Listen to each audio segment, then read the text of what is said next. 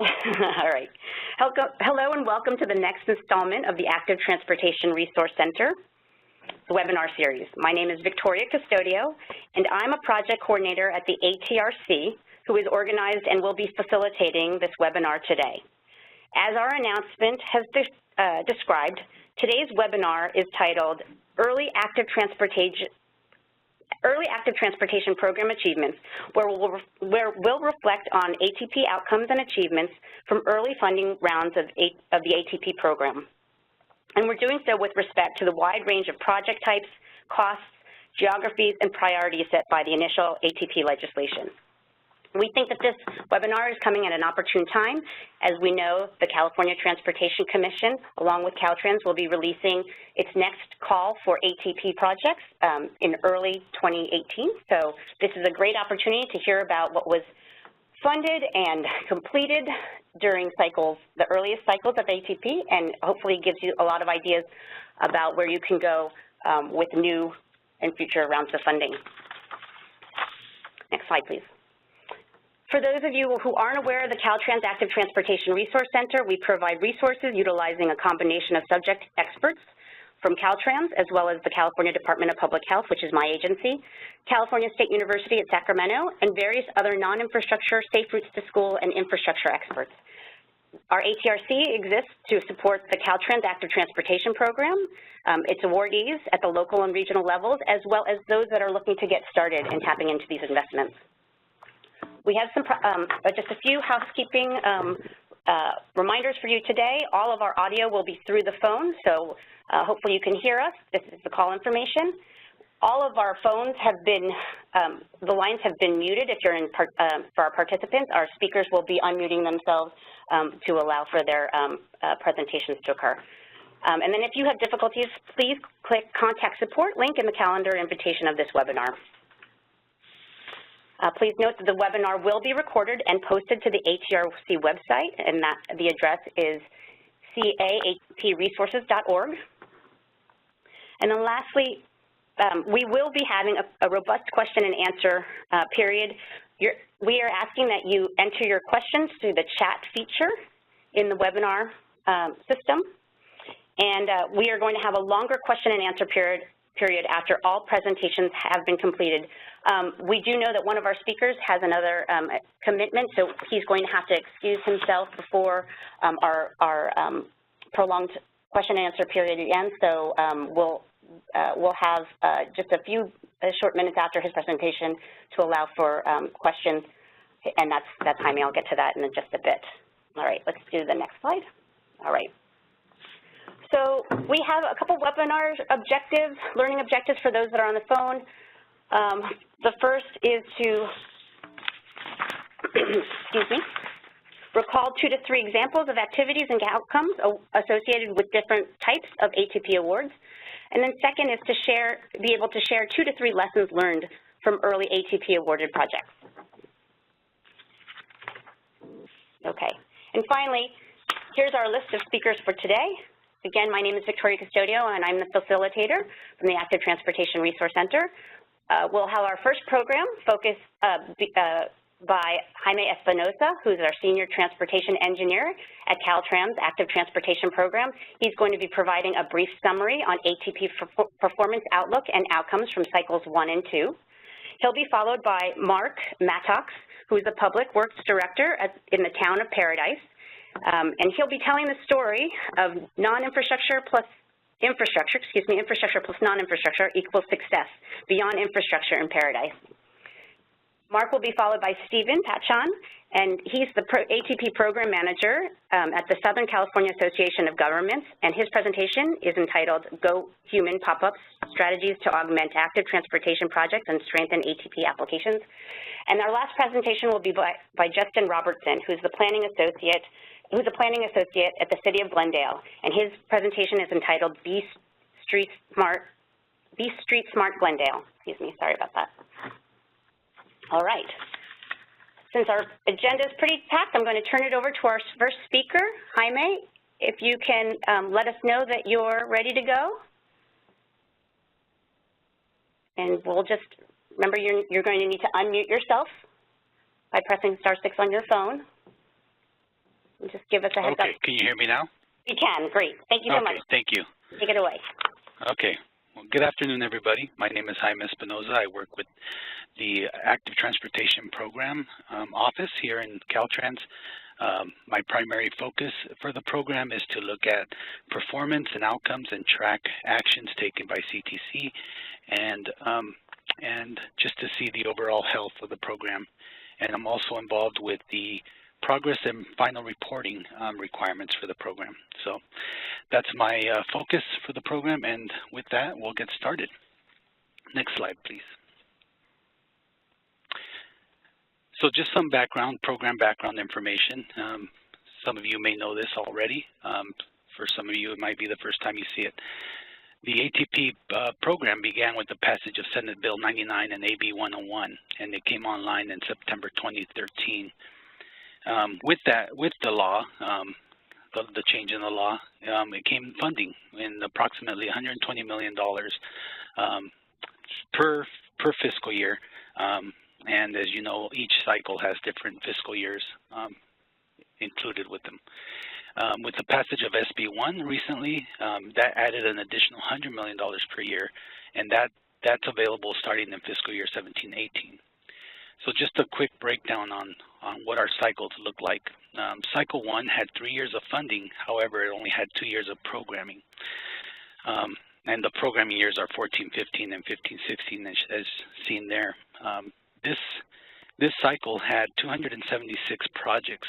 However, that was a result of over 770 applications submitted. The average cost per project was $1.3 million for Cycle 1. Moving over to Cycle 2, Cycle 2 had 3 years of funding, and it was a 3-year programming period. This cycle, we received 617 applications, and 207 were selected to be part of Cycle 2. The average cost per project went up slightly to $1.7 million. In Cycle 3, we saw 2 years of funding in a 2-year programming period, and 122 projects were selected. And again, the average cost per project went up, and this time just slightly over $2 million per project. As you know, Cycle 3A is currently being voted on. The state, small, urban, and rural have already been voted on. The MPO and RTPA selection is happening in December, with a few, I believe, happening in January CTC meeting. But Cycle 3A provides 2 years of funding, but it's going to overlap with Cycle 3, so it's going to essentially be a 4-year programming period, with the 2 first fiscal years having SB1 dollars, and the second 2 fiscal years having the state highway account and the federal dollars provided to it. Our future cycle, which was mentioned earlier in the presentation, is going to be providing 4 years of funding in the 4-year programming period. This brings some relief to the program because most of our projects typically take about 3 to 4 years to get through the cycle. Next slide, please.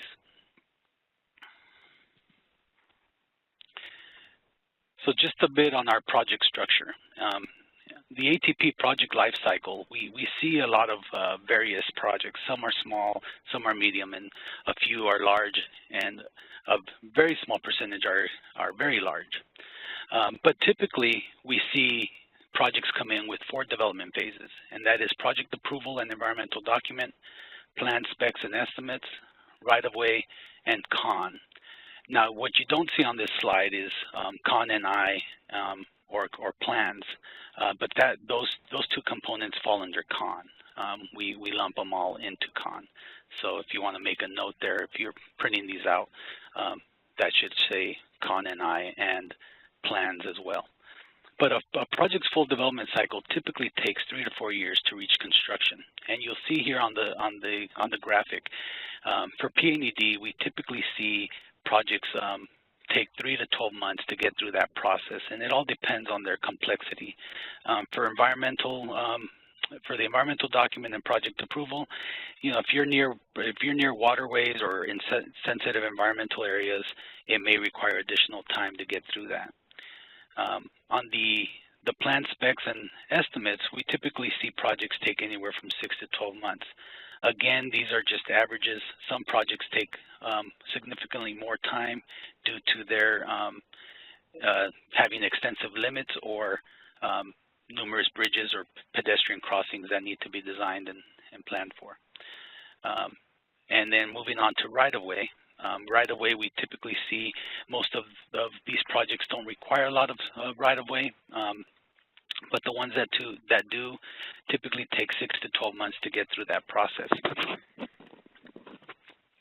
Now keep in mind for right-of-way, if you have heavy utility involvement or free acquisition or railroad involvement, you're looking at 12 plus months, more likely closer to 18 to 20 months to get through that process. So it could add some delay to your project if not planned accordingly. Now you will see from the graphic that the first three boxes have an overlapping period, and that's to signify that there is some concurrent work that can happen during that period. But the last one, the last box, construction, that's a freestanding item. There are some nuances where you could start or you could do some right-of-way concurrently through con, but typically, and for the vast majority of our projects, all of the previous three pre-con phases are complete, and the agency comes in for the construction allocation. Now, what we've been seeing as a trend is most contracts get awarded anywhere between 4 to 6 months from the time of con allocation. There are some that take a little longer, and for those there is a time extension request that will need to be submitted. But for the most part, most get awarded within 6 months. And given the size of our ATP projects, most of them are completed well within the 36-month period. However, if you have a project that is extremely large or has a lot of complex features, at the time of con allocation, you could request additional time beyond the 36 months. Next slide, please.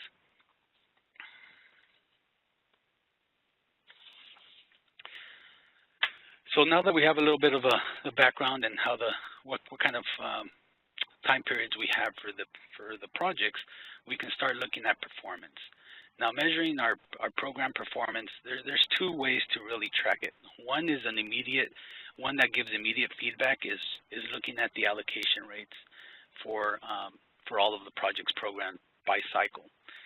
This requires tracking all the actions taken by the CTC. This includes allocations, advancements, time extensions, any technical adjustments that were made. So we track all of that by the action taken record posted by the CTC. And that gives us immediate feedback, and we'll go over those results here shortly. But the other method is looking at the before and after comparisons of ATP features, that is the program outcomes. This is where we compare what was out there before the project came in and what was put in afterwards. So this gives us a good indication of how the money is being used, how many amenities we're actually getting for our money, for our program dollars. But this does require a lot of data collection, both before and after the project is complete. And we do have to compare the data, and a lot of that data is still forthcoming because a lot of projects are in various phases of delivery. So until the final reports come in, we won't have a very clear picture of all of the amenities. But we do have a general idea, which I'll get into in the next couple slides. Next slide, please. So going back to measuring our program performance, under number 1, we talked about tracking delivery rates. Well, this is our our performance for cycle 1. You'll know this is for fiscal year 14-15 and 15-16. So this is cycle 1. For cycle 1, we're currently delivering at an 88% allocation rate. And you'll wonder, well, why is this program or why is this cycle still open? Well, we have some projects that have received time extensions, and that's primarily indicated by that red section there of the pie chart. We expect all time extensions all projects that receive time extensions to come in for their actions by February 28th of next year. So by that point, we will have a good indication of our delivery rate for cycle 1. If all projects that receive time extensions come in and receive their allocation, we have a projected allocation rate of 98% for cycle 1. Next slide, please.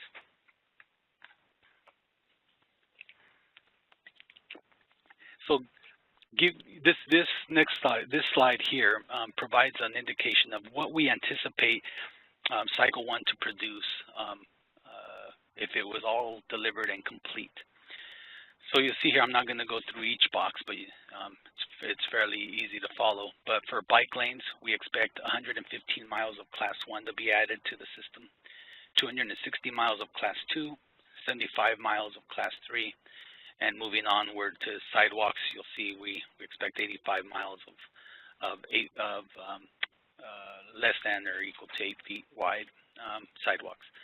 We also have our non-infrastructure educational programs. Now, this is a very macro view of the NI and plans, but it does tell you what we could expect, or what we should expect from this program, and that is the equivalent of 270 staffing positions for various programs, close to 40,000 articles or equipment to hand out, and that includes bikes, ped counters, bike maintenance tools, helmets, pedometers, etc.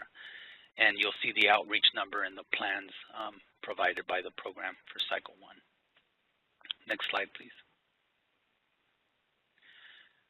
Moving on to cycle 2, this is good for this data here is shown is for fiscal year 16-17. However, we are currently in 17-18 as well.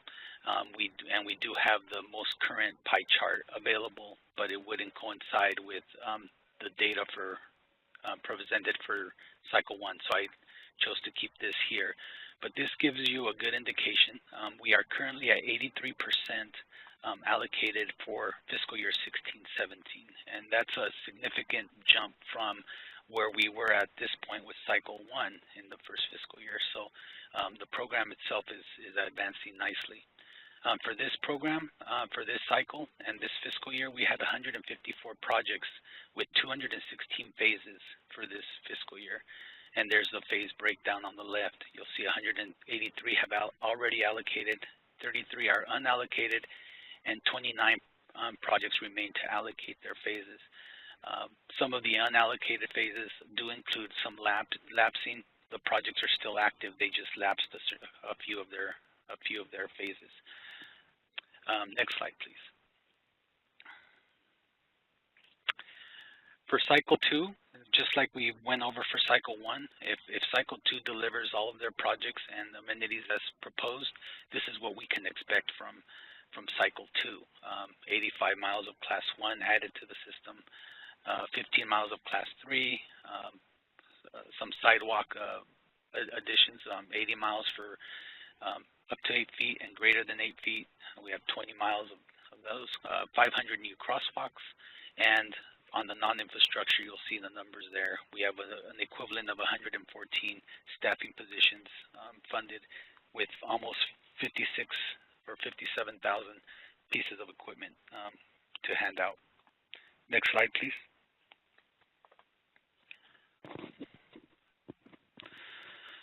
So just looking quick look at the program at its outlook.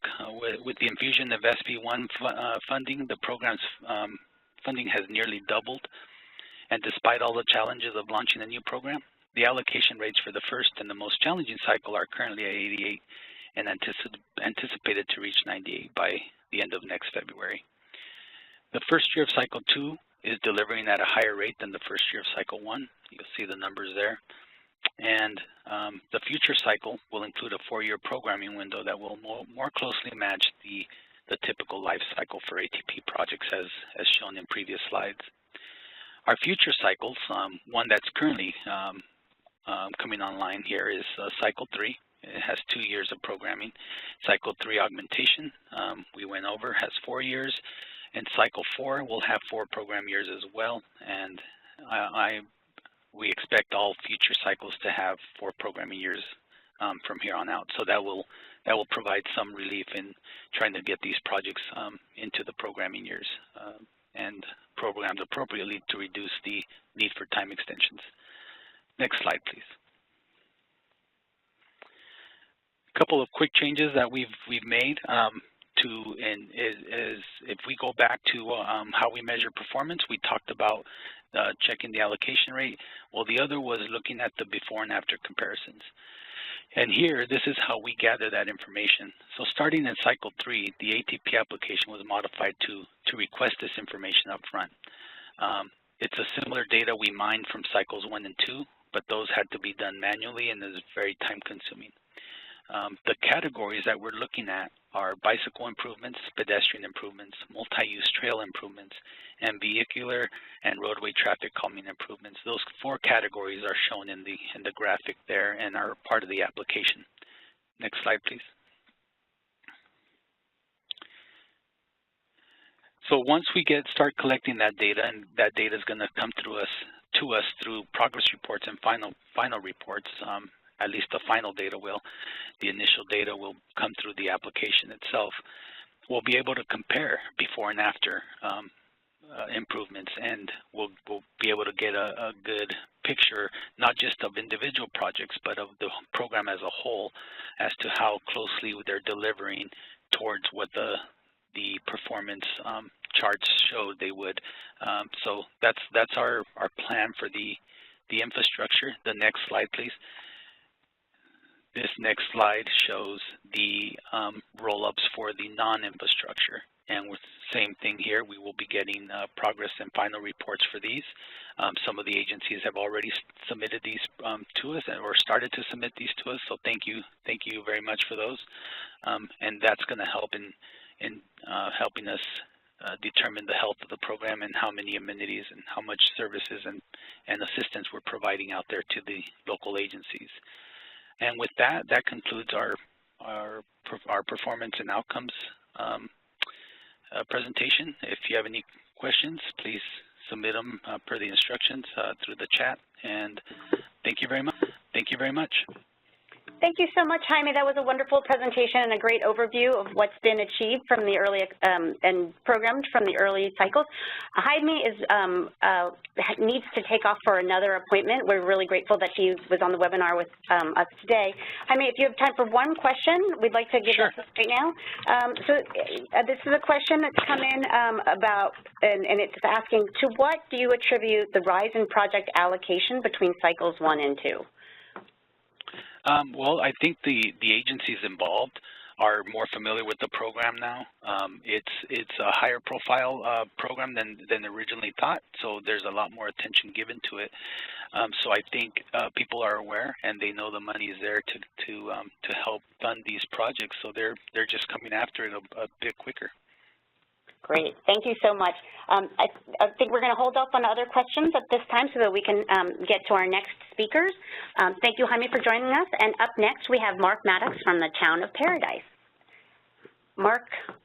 Yes, good afternoon. Can everyone hear me? Yes, go ahead. Okay, great. Well, yes, my name is Mark Maddox. I'm the Public Works Director for the town of Paradise.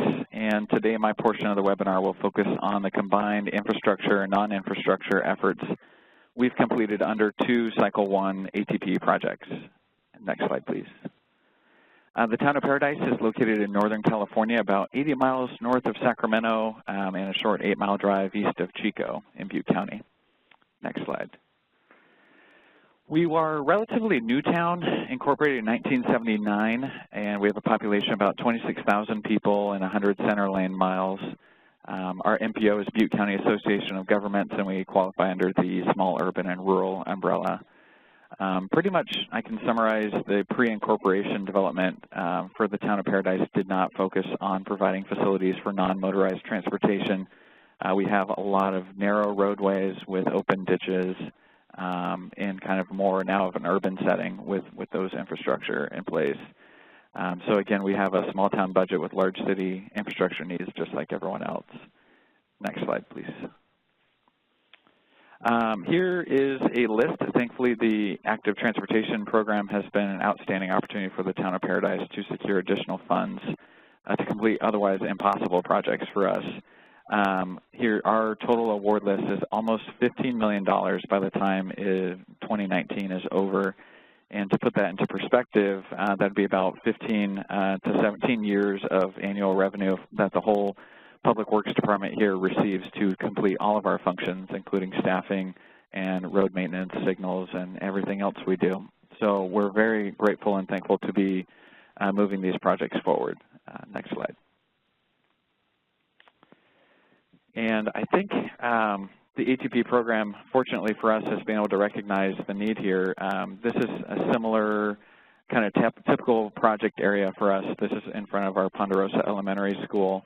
And I think that our project applications somehow have been able to set ourselves apart from the hundreds of unfunded applications because of our ability to communicate the need through photos and in our narratives as well for the project need, showing that they're good investments and also ones that will transform our community for decades to come. This is Pence Road, again, and it's, again, it only has about 20 feet in some of its areas and no sidewalks or bike lanes at all. But you can go to the next slide. You can see about twice a day it transforms to a complete nightmare where we have long queuing traffic showing a complete modal shift is needed for the elementary school. Again, this picture is really incredible that we were able to capture this. It's almost too good to be not staged, but I promise everyone that this was not a staged photo. We've got kids almost walking in the ditch, a gentleman riding a combo bike with a trailer, and then a gal holding a baby between, moving traffic and her parked truck. So I honestly don't think this picture could have been more compelling, and I think that's what's enabled us to compete on a larger scale as the town of Paradise and 26,000 people. So next slide. Here's another prime example of typical conditions in Paradise where even our marked crosswalks lead to dangerous fall hazards. And fortunately, again, this project was awarded under Cycle 2. Next slide.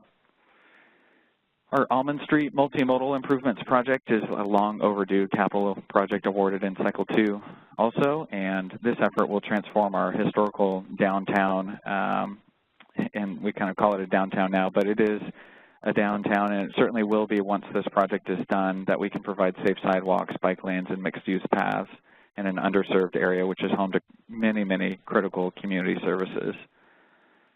Next slide. And finally, thanks to SB1 augmentation in Cycle 3, our gap closure complex was awarded, and this effort will tie into the previous project along multiple roads, completing the vision for a new downtown. And we'll finally have a network of infrastructure for sidewalks and bike lanes to build outward from. Next slide. But for the purposes of this presentation, my focus will be relating to our first two awards, the Pearson Road Safe Routes to School project and our Maxwell Drive project, totaling $2 million at 100% reimbursement. The purpose of the ATP program, of course, we are all very familiar with the goals, and I think it's important to look back at what we're trying to achieve as far as what the program was, its purpose. And so it's clear to me that these goals were established to create change on a local level in each of these areas rather than simply building infrastructure and expecting success to follow automatically. Next slide. Our first project on Pearson Road parallels 11,000 ADT corridor connecting 3 public schools to our 5-mile Class 1 trailway, which spans the entire length of our incorporated limits. Next slide. And here's a map view, yes, of our project area and scope. Again, our primary focus in our application was really communicating to the scorers that this project will literally serve an entire quadrant of our town and a huge portion of our students going to these schools. Next slide. And again, photographing the project need is huge. This picture was particularly hard for me to take. I remember the moment I took it that it was going to help us communicate the need for infrastructure here, just because the danger this student was putting herself in without a second thought, just casually walking along the side of the road with that truck driving by, really spoke to us and to our council and made it a priority to submit under the Cycle 1. And again, with ATP, this would not be a reality. And so the next slide has a photo of the after condition. Now, thanks to ATP, we have a separated sidewalk with bike lanes, and we did incorporate the road diet. So we have now, on our third busiest road, represents the perfect example of what ATP should look like in the completed form. Next slide. Another quick before picture, and then we can go to the next slide for an after, and then go again to the next slide. The benefits of ATP also spread across helping create economic assets for our project as we span the frontage of chronically vacant commercial buildings, and you can go to the after. And this, about 4 weeks, 3 to 4 weeks after the project was completed, we had learned that the building had been purchased with a new restaurant and a new business because we believe the sidewalks help create an inviting atmosphere for both the business community and our residents using the facilities. Next slide. Second, I'd like to highlight our Maxwell Drive Safe Routes to School project. Similar to the photo I showed earlier of the traffic jam on Pence Road, this project is directly in front of Paradise High School. And I often can't help myself from cringing calling it a Safe Routes to School project when really Paradise seems to have so many safe routes issues at our schools, which we host. And so this project really aimed to add sidewalks and bike lanes directly in front of the high school, thankfully. Next slide. Here's another map of our project area, which shows that our proposed improvements also interact with a 5-mile trailway as well. Next slide. Again, some before and after photos. This one is of our pre-construction condition where we have a wider pavement width without a really good allocation of how that pavement's to be used, and it was really creating an environment that was conducive for motorists speeding and unsafe pedestrian crossings. Next slide. And then on completion, we are proud to offer a complete street feel with bike lanes and sidewalks. And this project was particularly unique because we were able to leverage a local sales tax initiative, which was for police, fire, and roads. But our portion of the roadway allocation we combined into our ATP project as non-ATP participating costs to be able to do some road rehab that was needed at the same time. And so it was really one of our most proud achievements to date as far as improving the conditions for Paradise High School. Next slide. And some more before and after pictures, before and after. Now we have a ADA compliant year-round facility. Another before and after picture. This one's kind of on the northern side of the corridor that was improved, which required bicyclists to ride and kind of a Class 3 route feel, but after construction, we have a dedicated bike lane that's being regularly used by students and recreational riders as well. Next slide. So with the infrastructure portion of the work done, I think it's important to look back and see how we did when it comes to achieving our program goals. And upon review, I would assess that we've only made progress on half of the ATP goals and objectives. I don't think we can truly state that we've increased the trips or our GHG levels decreased. Has public health actually improved? And I think these questions remain unanswered in the absence of a comprehensive non-infrastructure effort. Next slide. So how do we do that? I think there's many ways to say the same thing, 3 E's, 5 E's, 10 E's, whichever you want to call it. We need to engage children and adults in separate and meaningful ways. Next slide. So to help us accomplish these goals, we created a unique but not revolutionary partnership that brought together the Center for Healthy Communities at CSU Chico, Chico Velo, a local bicycle advocacy group, and Paradise Police Department. Through planned and coordinated efforts, we aimed to reach all students at the 4 impacted schools and reach out to our general public at large. Next slide. And breaking down the adult engagement campaign, we had 3 separate efforts there through media releases, media campaign, enforcement campaign, and working through school resources as well. Next slide. As far as our media campaign, really our community, and I think feel-good projects like these are really welcome change of pace as far as the local news goes. And so our local media picked up on these and really did the hard work for us in getting our message out. And we were able to get these headlines through construction and incorporate Safe Routes to School messaging and ATP messaging throughout the project. Next slide. Even for our Walk and Bike to School Day, Our local paper ran this story, which provided an easy opportunity to report on the progress of our efforts and engage parents and adults of the expectations in school zones. Next slide. We also utilize Facebook to help us disseminate critical information in emergencies and regular updates throughout the community, but through construction, we're able to use Facebook as well to provide updates on project progress. And for this post, we showed a monolithic pour of the sidewalk, curb, and gutter in a quick time-lapse clip that engaged over thousands of accounts, which was great to kind of do that in a fun way and get our community excited about the project nearing completion. Next slide. We also utilized pre-existing communication routes through the schools, allowing us to provide a program of safety messages embedded in their newsletters and email contacts to each parent. This was helpful to ensure our messaging reached our target audiences.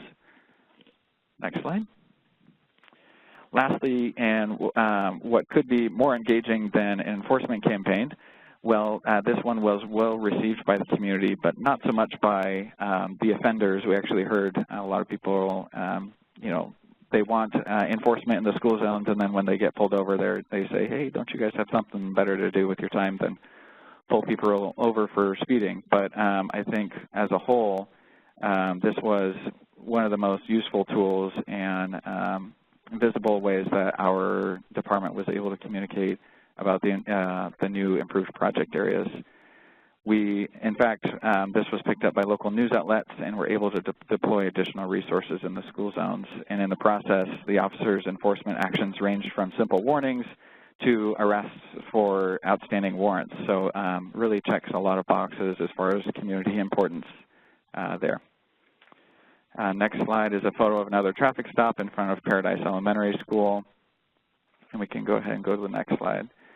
The other half of the equation is, of course, engaging the students to correctly address safety issues while promoting a generational shift in active transportation. We simplified our efforts to in-class presentations, bike rodeos, and school-wide events. Next slide. And for each class, we had a public health professional and a police officer present their perspective towards active transportation while facilitating fun educational activities. Next slide. And here's a photo of one of our bike rodeos where we had Chico Velo facilitate bicycling drills and providing safety tips. And in fact, we were shocked at how many children they were actually able to teach to ride a bike for the very first time, which was really rewarding to see happen out there because that wouldn't happen without this grant. Next slide. And for the older grades, a tech class was learning, I believe, Adobe Spark or Adobe Photoshop, and they had a mini public service announcement contest for writing and walking. And so we saw some interesting pieces of work, but one of my personal favorites was walking is healthy, it keeps you fit. So walk, make sure you watch where you're going, and remember, don't get run over. It was kind of a fun to see what the kids came up with using their existing kind of class skills and modifying it for the bike encouragement and educational activities. Next slide. And of course, our lower grades also had a contest too, and this was one of the 4th grade class pictures as well. Next slide.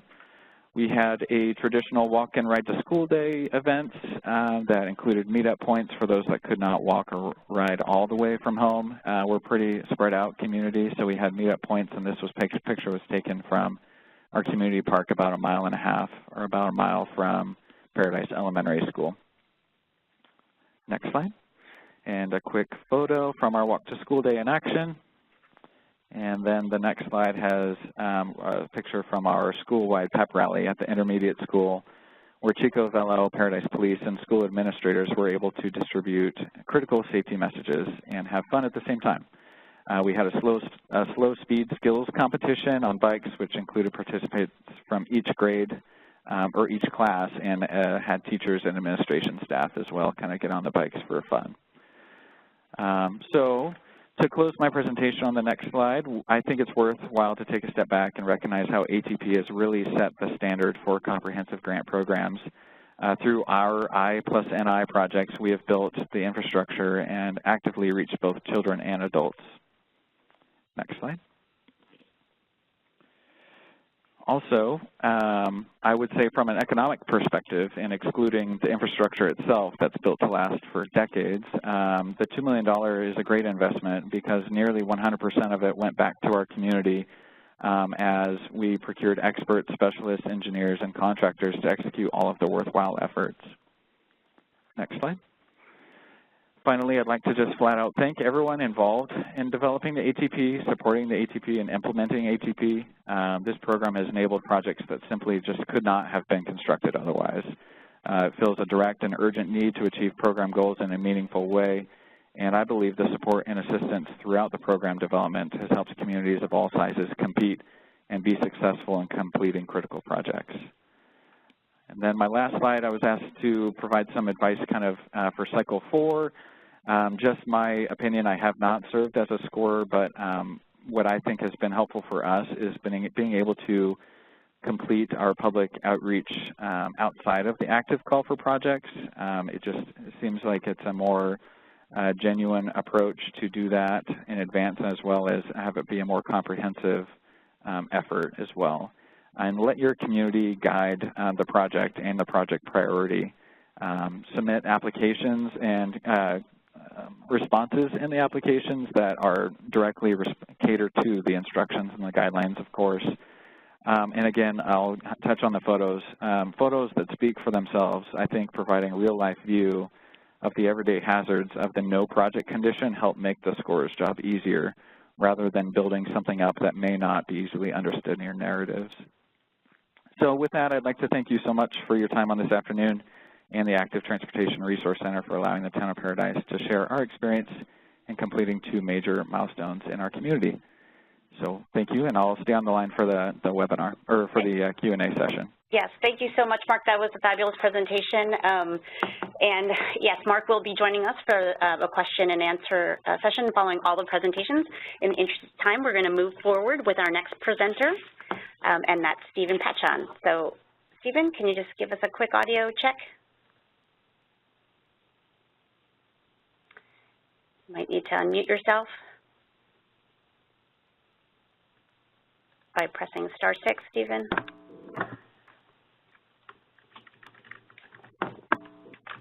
Stephen, we can't hear you, so if you're... Yeah, hey, sorry.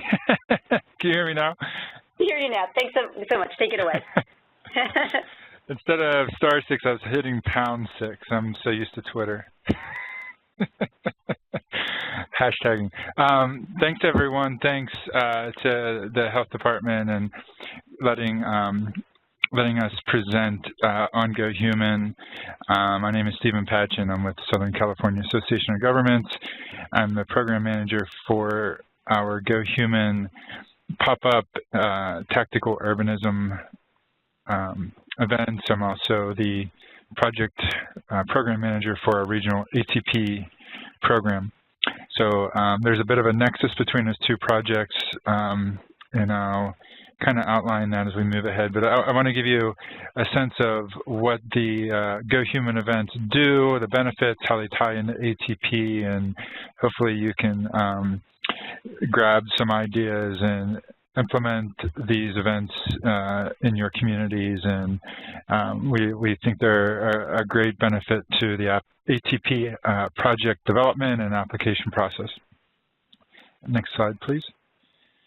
So the goals in general are of Go Human are to, in terms of or regarding ATP, is to help communities really push the envelope as far as project design and concepts. And when I say projects, I'm referring mostly to infrastructure projects, but it can also pertain to non-infrastructure. But for most of my presentation, when I refer to projects, I'm really speaking to construction projects and infrastructure projects. So the Go Human events are, we believe, are really beneficial in, as I said, pushing the design of these types of projects. So if you go back, remember in Jaime's update, there was one slide that showed the type of projects that are being implemented through ATP Cycle 2, and a lot of it was Class 1s, which are great projects, and Class 2s, which can be really great. But Class 4s are 0, and you know, that's something that Class 4s as protected bike lanes. They offer low stress infrastructure that is really important for, you know, when from SCAG's purview for us to meet our air quality impact goals. To get more people biking, we need those low stress corridors, and something that Go Human we hope is a tool, a trigger for these communities to start introducing those ideas into their communities. So pushing the envelope with design, and as you push the envelope with design, you really need that community support to back that type of design in some cases. And what Go Human does is allows us to capture as large and diverse of a group of constituents as possible. And that's really important because these projects, you know, you receive award for ATP, and sometimes the funding doesn't come until a few years downstream. And there may be a council turnover, there may be your engineer leaves, that sort of thing. We want to make sure that a project is embedded into the community and it doesn't bounce back to the state. You know, if the city doesn't want it anymore, you know, we don't want this cycle track, it doesn't work for us.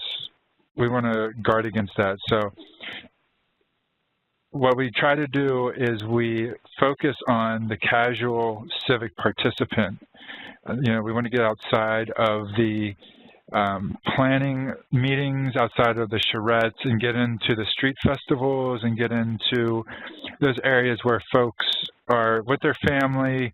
They're not thinking about planning or engineering, but we present it in a way at these festivals where the entry point is very accessible for them to learn about the benefits and the concepts that we're showcasing. So the campaign objectives, these are more about Go Human in general. And just a quick aside, Go Human also includes, in addition to pop-ups, we have an advertising campaign, and we also develop toolkits for elected officials and community champions. So these campaign objectives are some higher level objectives that pertain to each one of those components of Go Human, and they're relevant for each one of those components of the campaign and for active transportation strategies in general. Next slide, please. So these next slides are going to be a bunch of slides that show what these events look like in the field or on the day of the festival, and to talk through some of the engagement strategies and how the cities have used these events to springboard into the ATP cycle, or maybe they're already receiving the ATP, and this is a way for them to preview the infrastructure that's coming with the community to, you know, for one last public engagement opportunity to say, look, this is coming. You know, if there's some tweaks here and there, this is your opportunity to give that feedback. But the events are really, you know, it's a lab for these ideas. Cities like to test these ideas where there's an opportunity, especially before the ATP application period. If it's easily a Class 2 can go in this on a corridor, but it's a multi-lane arterial and the speeds may be a little too fast, and a protected infrastructure could be more beneficial to cyclists, could improve safety, but maybe there's a road diet that needs to occur, then that's an opportunity for us to go in and do maybe a 4-to-3 conversion or a 5-to-3 conversion, and test that on that corridor so folks can have a chance to experience it. The engineer can be out on the day of the event and see how traffic performs. It's a way for those concepts to be tangible to city residents and stakeholders, as opposed to being a 2D concept on a photo. It's also a way for folks who don't use the proposed infrastructure or the potential infrastructure to see how the street works, and that's primarily from the driver. And those are the drivers who go through. We tend to keep the streets open because a closed street would sabotage the effect of how the potential infrastructure would work. So we keep the street open. So motorists coming through, they get the feel of the street as well. They get the feel of the lower speeds, and so they get a chance to feel as well, and we try to capture that experience as well. So they may not be actively participating, more of a passive participation, but their feedback and comments are just as vital as those riding on the bike or walking along the sidewalk. Next slide, please. Here are two pictures. On the left, that was an event we did in Palm Desert a few years ago. On the right, that's an event we did this previous summer in the city of Riverside. Both of these projects were being considered by the city, and they used the Go Human event to refine their designs and gather additional data and qualitative input from residents to finalize their design and move ahead in their funding pursuits. Next slide, please. Both of these pictures are from the city of Westminster in the county of Orange, and these again were concepts that the city engineers were considering. They wanted to put this out on the street. The picture on the left, that was I think it was a 4 or 5 lane corridor that the ADT was, I believe, lower than 20,000, and so the speeds were, really, really high, and it was just had the makings for new road configurations. This is also a good opportunity to start to discuss how these projects are marketed in the public engagement period. Calling these projects road diets when you're going to a 4 to 3 to 5 to 3 is something that we really highly recommend you do not, or you consider not doing. Road diets are becoming more and more of a negative connotation to community groups and engineers because of congestion concerns. And in a lot of these circumstances with these projects, the capacity of the roadway can be increased. So to refer to it as a road diet when you're increasing capacity, it's an awkward way to market it, and when you're actually, you're not dieting, you're actually consuming more of capacity. So it's a way to talk to the engineers and talk to the community about how to market this.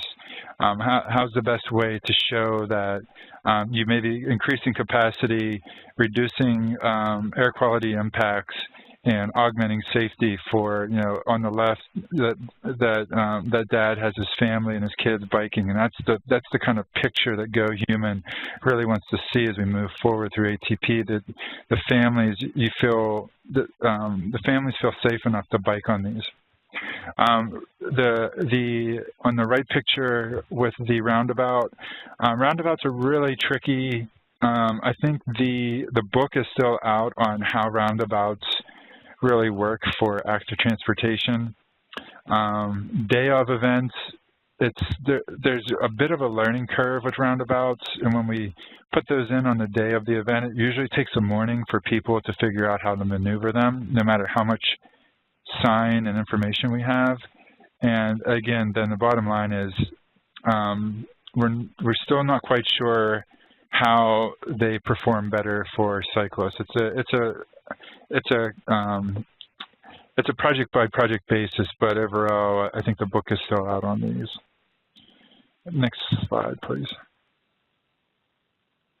Another thing we try to incorporate into these events, you'll see it on the next couple of slides, is public art. These events are, there's a couple of metrics that we define success by these, and I'll get into that in the next couple of slides. But one of the metrics is, how big is the event? How many people are coming? And public art is a great way to get people out and to keep them there. As the aesthetics are really important to make sure folks come and they stay engaged and they feel like they're in a highly spirited, entertaining area.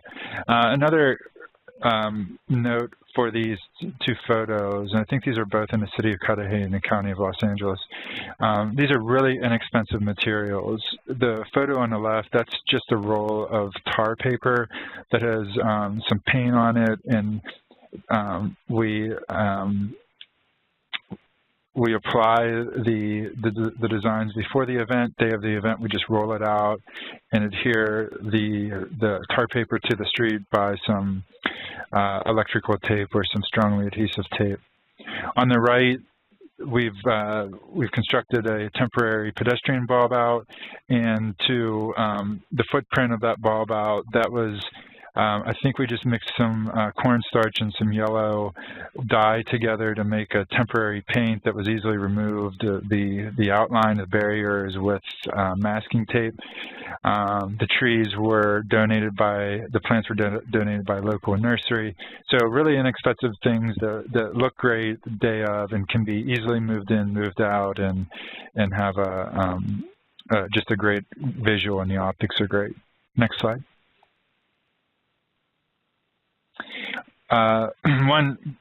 One other important piece of this, and it ties in with the programming and pulling people to the event, is the placemaking of the event. We want to make sure that folks aren't just walking down an empty a corridor. The corridor may have a bunch of programming as far as tents and engagement areas for local community partners and food trucks and that sort of thing. But we really want to have like a passive sort of just respite sort of area, or some like on the picture of the right, with those are the mariachi band is sitting on some furniture that we had custom made. So the furniture, also on the left, that table with the people are playing the cards on, that was a table that we had custom made. And those are tables that we take to all of the events, and they provide a branding, some branding. People know that they're at a Go Human event when they see these types of furniture, these pieces of furniture. But so they offer an area for folks just to sit down, converse, talk to neighbors, talk about what they're seeing. It's an opportunity for us to also engage them where they're just, just hanging out. It's something where it's a very very easy, comfortable area. Try to provide as much shading as possible, and the entertainment sort of just shows up if there's buskers around or folks just entertaining each other. So I think we bounced back a slide. If you can go forward to the next slide. And then having the elected officials out. This is a great way for the elected officials to come out to support the event, to show how much the project has support by the elected officials and by community partners, and to move the project forward, either if it's already received funding, it's going to be billed first, or to commence the grant solicitation process. Next slide, please. And so finally, the successful projects, it comes in many forms, and the metrics are defined by each city. Each city, we go into a city basically with a blank canvas. We have a baseline project that we can do for any city, but we challenge the city to bring as much resources that they can to the plate or to the table to really have the project flourish, and to pull as many folks into the event that we can educate and engage as possible. So some of the metrics for this successful project is, if we can mature that project design from something that's a little less intrusive, that's more catalytic. So if it goes from a class 1 to a class 4, to us that's something where we're really pushing the boundary and getting these types of projects in that are showing that the city is prioritizing active transportation to that degree. We really want to get the robust engagement going. So the more people we talk to, the surveys, the quantitative and the qualitative surveys, and after we engage people with those surveys, you know, we do the analysis of the surveys and feed that back to the city so the city can get some guidance on what to do next and next steps. But also that engagement is a way for us to educate city residents and stakeholders and hopefully create some new champions for active transportation so they can keep pushing the envelope for future projects. And then just building support for these projects, as I mentioned before at the beginning of the presentation. We want to make sure that at the genesis of this project and through its development that it continues to build support. And for this Go Human event, it can come in basically at any stage of that event and help to build that support and ensure the success of that project through the funding process into the construction and you know, throughout the lifespan of the project. So next slide, please. Then finally, just some of the engagement strategies that we've incorporated. The left two slides, what we like to do is we like to put those A-frames, those wooden A-frames, and populate that with information and engagement opportunities with the event attendees, and station those with city staff, city engineers, planners, elected officials, some of our Go Human staff, and capture people as they walk by and talk to them. And a lot of the conversations really start with, I have no idea what you guys are doing, tell me what you're doing.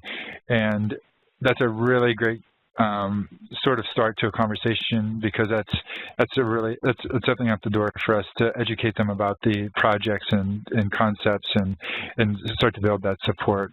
On the right, that's what we call our feedback wall, and you can tell by the scale of that, it's really popular with kids, and they just write down their ideas and they slap the ideas on a sticky and onto the wall, and we then process all that information and bounce that back to the cities for them to use with their project development. Next slide, please. And just really quickly, this is one of our earlier projects that had received ATP Cycle 1 funding and has been finished. This was in El Centro, and I believe this is a Safe Routes to School project.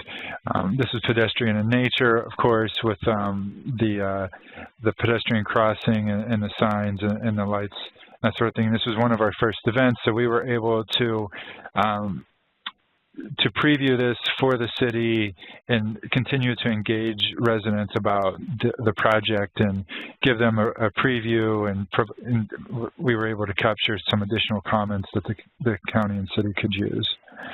Next slide, please. So that's my presentation. Thanks again for the opportunity to present, and I look forward to your questions at the end of the webinar. Thanks so much, Stephen. That was great. So we've heard from an infrastructure, non-infrastructure combination awardee, and a total non-infrastructure awardee. And now we're going to hear from our Cycle 1 plan awardee. So Justin, are you ready to go? Yes. All right. All right. Hello, everyone. My name is Justin Robertson. I'm a planning associate in the city of Glendale, and I'm talking today primarily about the citywide pedestrian plan and the outreach, analysis, and planning we were able to do thanks to ATP Cycle 1. The PED plan, the Cycle 1 funded citywide safety education initiative, and our federally funded Safe Routes to School non-infrastructure program are three interrelated projects under the B Street Smart Glendale banner. Again, today is about the PED plan. Next slide, please. So a little context, regionally, Glendale borders the cities of Burbank, Pasadena, and Los Angeles in LA County. It's an urbanized city of over 200,000 residents who speak many languages, primarily English, Armenian, and Spanish. 70% of our residents speak a language other than English at home. Glendale is also a major retail and jobs center with a vibrant downtown and commercial corridors full of cars and people. Next slide, please. So pedestrian safety in Glendale is historically a challenge. We have sticky pedestrian collision rates year to year, and looking back about a decade, we have consistently about 95 pedestrian collisions per year, and our performance relative to our peers statewide quite poor and compelling when it came time to pursue ATP funds. That said, we have spent millions of dollars on engineering and enforcement and programs over the years trying to address the issue. Clearly, we needed a new approach, and in 2013, the City Council here, the Pedestrian Safety Task Force appointed by the City Council, one of their key recommendations was to develop a pedestrian safety action plan. So between the stats, the clear need for a new approach, and the timing, it was right to pursue ATP Cycle 1 funds to implement that recommendation, and we were awarded $500,000 each for the PED plan and for the Citywide Safety Education Initiative. Another challenge relates to Glendale's diversity of backgrounds and languages, as I mentioned. Next slide, please.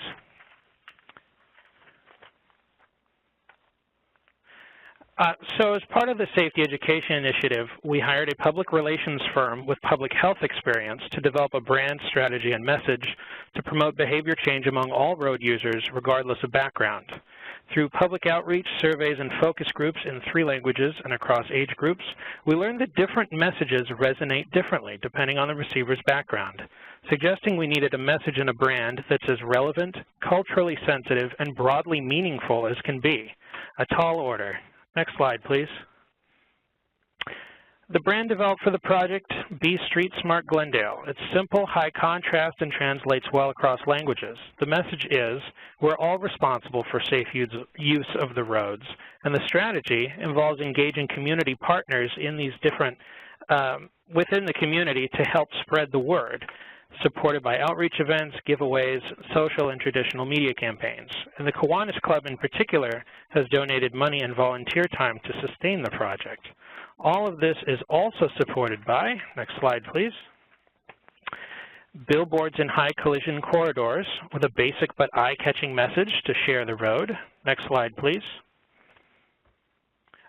200 light pole banners in high collision corridors and around schools. These were supported by paid ads in Armenian and Filipino newspapers, TV segments on the city's English language channel and USA Armenia TV, and myriad branded giveaways with the campaign's multilingual branded message. Next slide, please. We also have a dedicated website. All of our work that I'm talking about today is on bestreetsmartglendale.com, and that's supported through an active Facebook, Twitter, and Instagram social media effort. It's also just one of the ways we're soliciting feedback on, next slide please, the draft citywide pedestrian plan. An effort to review and consolidate the city's various efforts across different departments into a single master plan and to take a data-driven approach to pedestrian policies, programs, and project recommendations to save lives. Next slide, please. The City Council followed up the task force with an advisory committee to oversee this new work that included the Chamber of Commerce, the Local Health Coalition, School District, Police and Fire, Public Health, Los Angeles Metro, SCAG, Homeowners Associations, Walk Bike Glendale, and city staff. This advisory committee met monthly for a year and directly informed not just the plan's recommendations, but also our outreach approach. These are the folks that know their community best, and it was key to engage with them early and often. Next slide, please. So we started public outreach right away, initially with a temporary pedestrian wayfinding program near 50 points of interest around town. I'll let that slide stay up a minute. It's a 12-minute walk to the Central Park and the Adult Recreation Center from this point. And there's the hashtag for the campaign, Glendale Walks.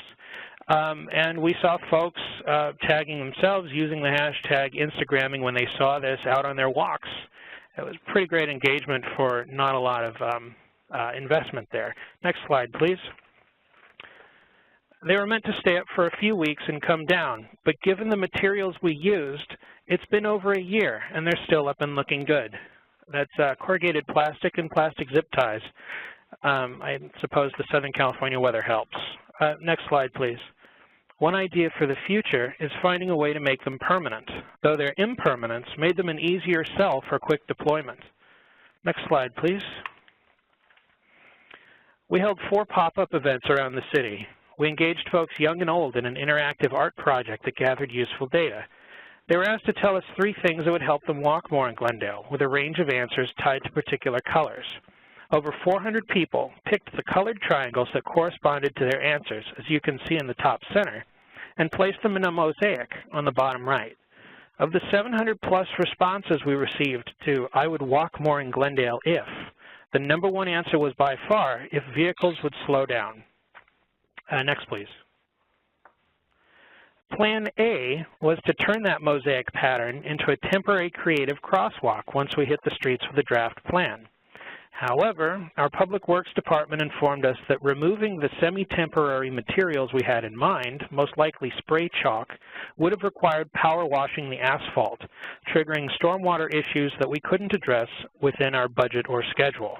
While we still plan to implement creative crosswalks in the future, we had to go to Plan B for this project. Next, please. The mosaic instead became a visually striking mural of 3x7 canvas panels.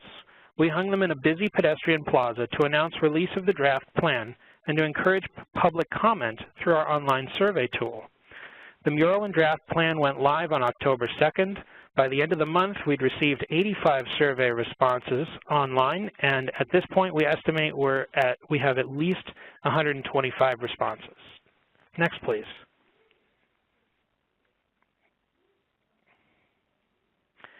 We also engaged the public and our advisory committee in a series of walk audits, including at night, which, at which time pedestrian conditions can be rather different depending on whether or not a street is well lit. They collected good data, and they learned to see their streets with new eyes. And once you learn exactly why streets might feel safe or unsafe, it's hard to unlearn and easy to share with others. Next, please. We participated in Ciclavia, our big regional open streets event. When it came to Glendale, you can see our pole banners on the upper left. Next slide, please. And at that event, we had a pop-up parklet with tables and chairs. Next slide, please. Cornhole, and information about the problem and the project. The public used colored stickers to choose their favorite solutions, and as usual, traffic calming was #1 by far. Next, please. Phase 1 was also about doing our homework on policy and programs, best practices, what the city's already doing, and ways to do better. Next, please. One bright spot. At a city council check-in, one council member asked us to report back with 3 new ped safety ideas. They didn't have to be brand new, just new to Glendale. We came back with 6, including Vision Zero, 20 is plenty, safe routes for seniors, and more. We got to safely explore some of these great ideas that might not have otherwise been part of the discussion. It was a safe place to bring up things like that. Next, please. So, data analysis in the plan started, of course, with SWITRs. This map of collision data suggested that by prioritizing these 17 high collision corridors, which are just 2% of the city's roadway network, we can address 40% of the pedestrian collisions. Next, please. Other analyses included pedestrian demand, walking comfort, ease of crossings. Next, please. We also did new ped counts, inventoried existing pedestrian infrastructure, and did equity and public health analyses. Next, please. Given the scope of the problem, the advisory committee helped us weight our safety, equity, and demand inputs to help us geographically focus our efforts in a way that also reflects the community's values. The darkest blue areas shown are the highest priority tier, and while they're only 4% of Glendale's land area, they capture 78% of pedestrian collisions. Next, please. Another thing we learned is exactly who's getting hit, where, and why. The #1 circumstance is a left turn at a signalized intersection, and #2 in Glendale is a right turn at a signalized intersection. For example, So some solutions for these include eliminating permissive left turns and implementing no right on red where warranted, particularly in the downtown. Next, please. We learned that younger and older people are disproportionately represented in the collision data, which suggests a focus on school areas and neighborhoods with older populations. We also learned that young adults and men are overrepresented among drivers in PED collisions, with implications for our messaging and outreach strategy. Next, please. We broke the engineering solutions into 3 categories, the first being safety corridor projects that can help address common collision types in specific and across similar corridors. Next, please. The second type in the plan is transit connection projects. The plan applies LA Metro's first last mile pathway methodology to identify conceptual improvements around transit hubs, including cost estimates. The plan's third type of projects, Safe Routes to School, were consolidated from existing plans and incorporated into this new pedestrian master plan. Next, please. The plan includes grant-ready packets for 3 priority projects with engineering drawings and specific data that might be asked for on a grant application, including demographics, cost-benefit analysis, and proof of outreach. These are included as an appendix to the draft plan, and they're ready for quick applications once the plan gets adopted, and the timing might be just right for Cycle 4. Next, please. The plan's approach to policy and program recommendations lays out the rationale, the phasing, and the responsibility for each of those in a highly graphical, accessible format. Next, please. Our engineering project recommendations are also phased, and we identify quick wins in the first phase, including signal timing projects, zebra crossings, and pilot to permanent demonstration projects using paint and posts. Next, please. So, the next steps for the plan, the public review draft is online right now at bstreetsmartglendale.com. There's a Part 1 and Part 2. Part 1 is taking stock. That's all our homework that we did. And Part 2 is taking steps, which is the meat of the plan, the recommendations, the project list, the data analysis. Presentations to community groups that participated in the advisory committee. This constituency that we built up over the past year through their representatives' participation in the group and developing the plan, we're going to start there and include other stakeholders as well that may not have been on the committee, but we understand that they've been past partners in our work or they're going to be important partners moving forward. Those great mural panels we showed you, there's 6 colorful panels and 1 interpretive panel, and it's rather large. It's about 33 feet long. But the good news is we can take those 1 or 2 at a time and take them on a little road show around the city. So a couple of panels may go up at the Central Library, may go in some vacant storefronts that the city has control of, that sort of thing, and otherwise show up at pop-up booths as available to us. And all of that continues until we head to the City Council for adoption in spring 2018. Next, please. And that'll do it. I'll be around for the Q&A. Thank you very much. That was wonderful, Justin. Thank you so much. So there you have it, folks. We've heard from 3 successful ATP Cycle 1 projects. In this next section of the webinar, we're going to use our remaining time, almost all of our remaining time, for your questions and answers. So again, we're going to be using the chat feature in our in the WebEx system. So go ahead and type in your questions, and we'll disseminate them to our speakers as they come in. We do have a couple that have come in that came in previously. This was actually one for Mark, and it's specific to the use of existing professional trainers that are available through different federally funded and state-funded projects. So this person has asked, did you use the community pedestrian safety training offered by, I believe, California Walks in partnership with UC Berkeley as part of your efforts to inform your ATP application? Yes, absolutely. We had that training, which was with UC Berkeley, Cal Walks, just about a year or 6 months before the first call for projects, and we used that final report, which I think was really huge in securing our funds. And we're doing something similar on our own now, preparing for Cycle 4 to kind of reevaluate where we are and where we can go moving forward. But I do credit a lot of our success in having that workshop and engaging the community outside of the active call for projects through that workshop. Perfect, great. And the ATRC can put together the links that will connect those of you that might be interested in future trainings. We can get you that information so that it's something that you can apply for your own community if you haven't already received it. All right, we have a question for Justin, and it's, how did Glendale come up with the pedestrian demand data? So the pedestrian demand data was, let me pull this up, it was mostly based on land use. So it's about land uses and proximity to uses that are most likely to generate pedestrian trips.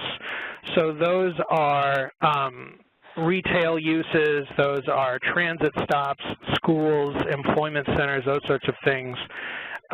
Glendale has a rather lively downtown in which we have a good deal of office space and active ground floor retail uses. And so those are places that you can count on pedestrian demand, but we also felt it was important to, include in that consideration other things that folks might walk to, parks, hospitals. We have 2 college campuses, community college campuses, mixed-use projects, and we have a major regional retail center, the Americana at Brand and the Glendale Galleria Mall, our Civic Center, our courthouse. All of those were part of the pedestrian demand index. Very good. Thank you so much, Justin.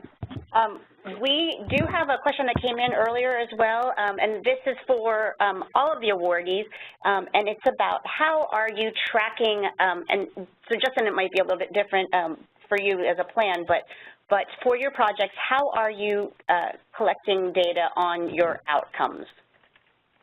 How is that built into your process? And either Mark or Stephen can begin.